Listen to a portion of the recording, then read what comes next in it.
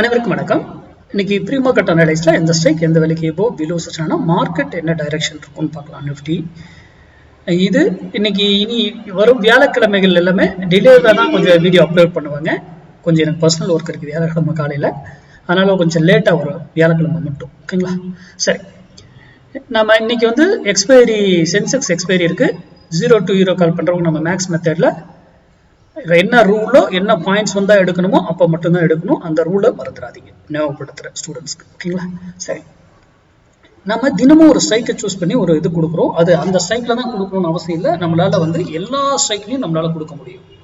இந்த ஸ்ட்ரைக் இருந்தால் இல்லை. இப்போ நான் இன்னைக்கு வந்து 25,900 கொடுக்குறேன் அப்படின்னா நம்ம 25,900 கால் கொடுக்குறேன் இன்னைக்கு.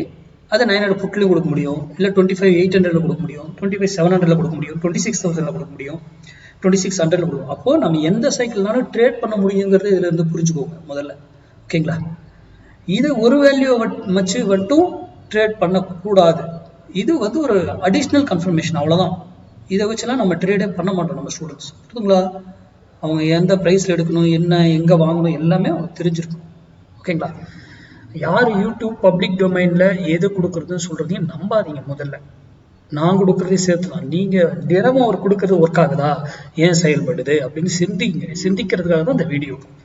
சரி, இன்னைக்கு 25,900 கால், 25,900 கால் 132 rupeesக்கு எபோ சஸ்டைன் ஆனா மார்க்கெட் அப்சைடு ஏறுறதுக்கும், பிலோ சஸ்டைன் ஆனா மார்க்கெட் டவுன் சைடு இறங்குறதுக்குமான வாய்ப்புகள் இருக்கு.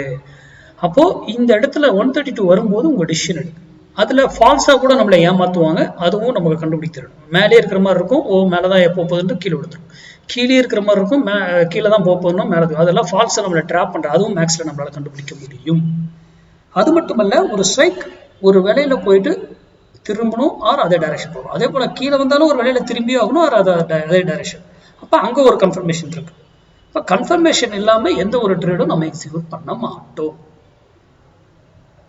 அடுத்த வீடியோவில் சந்திப்போம். நன்றி, வணக்கம், வாழ்க வளமுடன்.